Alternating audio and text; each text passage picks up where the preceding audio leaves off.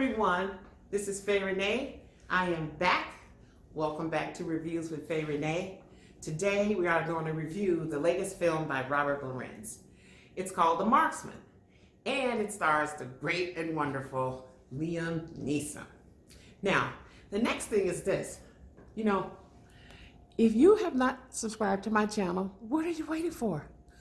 Hit that red subscribe button once below and check the little bell, and you will be notified every time I drop a powerful, exciting, and fun review. So let's do this. Let's go. The Marksman.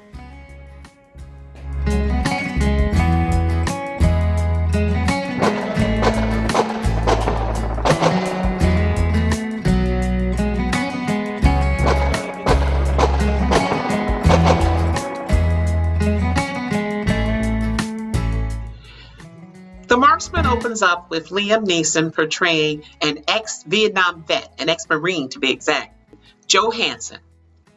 He owns a ranch. He's a rancher down there near the Arizona-Mexican border, and he's recently widowed. His wife has passed, and he's really down on his luck. He's lost everything because he spent everything on the expenses of her illness. So this is where everything happens, right at the border. So while this is not your typical Liam Neeson formula movie, it does draw on his particular skill set, marksmanship and cunningness. Not so much for him being physical in this film. Okay, hold up, y'all, hold up. I gotta stop the script. I wanna know one thing. What is going on with these movies lately with aging, middle-aged, aging white men that are rescuing children? Seriously, I mean, is it me or is this what I keep seeing? Now, it seems to be the season. Now, in this film with Liam Neeson, there's a Mexican child that he is rescuing. I'll tell you more about that later. I just saw Tom Hanks' big movie, News of the World, and he too was a aging, crotchety old white guy, older, that was trying to rescue a young child. In this case, it was a Caucasian, blue-eyed blonde girl, but Indians had raised her and he needed to return her to her roots or her home. And then one of my favorite movies, Oscar contender, I'm certain, Let 'Em Go. Kevin Costner and Diane Lane, same thing. They have to rescue their 3-year-old grandson from the evils of the world. So I don't know what this is, but it seems to be right now a current thing. And wow, oh well. Usually the movie has other larger things surrounding the save the child deal, but that's what I've been seeing lately, like 3 or 4 movies in a row. And I just thought, what's going on? In real life, you think, who wouldn't want to rescue an innocent child? So I guess it's a safe story for everybody to be doing during the pandemic, I guess. Okay, so back to Jim Henson. Every day, Jim is out scouting around his ranch to see what's happening around the border and stuff. He's a good American citizen, and he's always spotting illegal immigrants from time to time trying to cross the border. And they'll be on his property or not, and he calls it in the Border Patrol like a good citizen. Okay, this particular day, he practically runs over this young mother and her 11-year-old son. And she begs him in Spanish to save her, save her. And he says, you will be safe when I call Border Patrol. You're going to be in safe hands. And she's like, no, no, no. And she's frightened for her life. So Jim does call in and report this woman and her son so Border Patrol can come out there and pick them up. But just then, you know what happened? Dun, dun. A car full of Mexican cartel men jump out, and they demand that Jim hand over this woman and her son. Jim knows what's up, and he flat out refuses. And then a crazy gunfight ensues, man, and the chase is on. Unfortunately, the mom gets shot and dies.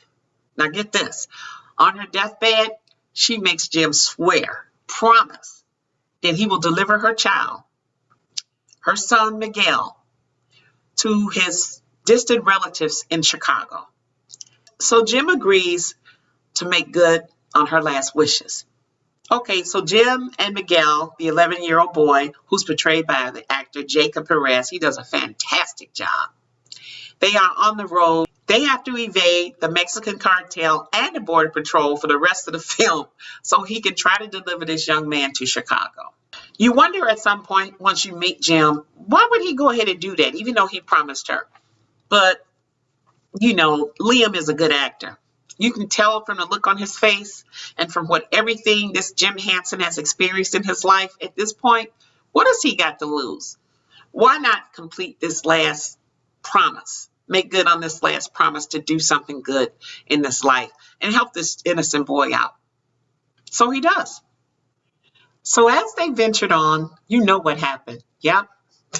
They were chased clear across America, it seemed, from Arizona to Chicago by the cartel and the Border Patrol. The only way Jim got away from them was his quick thinking, and Jim did have an ace up his sleeve. His stepdaughter happened to be a Border Patrol officer, so that was really cool. And she only helped him by phone a little bit, but it gave him just enough edge and lead time that he needed to keep ahead of everybody. Now, along the way, we find out a lot of things about both characters, which are really great. The main thing I found out about Miguel, other than he was a smart little guy, was that he really could speak English. He finally let Jim know that. That was really cool. I like the way Jim and Miguel grew closer. Jim grew really fond of the little kid. That was great.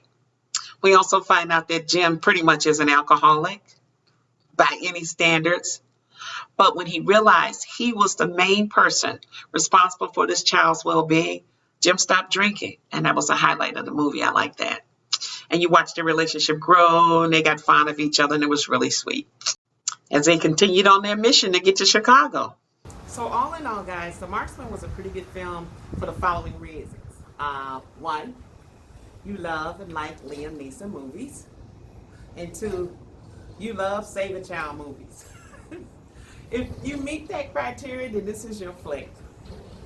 However, I certainly would recommend The Marksman for children under 12. It's got a lot of blood and guts and a little bit of gunplay, of course. But the film is well executed, and I enjoyed it, and my popcorn. Been waiting for their popcorn for a long time. I give The Marksman a 3 out of 5 stars. Hey, you guys, be sure to come back next week. I'm going to have a blockbuster film review. I'm not going to give you any hints. It's a don't miss. Oh, also, P.S. Check out Reviews with Faye Renee's recommended list of binge-worthy series that I've been checking out for the last 8 to 10 months. It's some good stuff on there if you haven't seen them. They're all still running. There is something for everyone. That's it. That's all. Check you next time. Bye.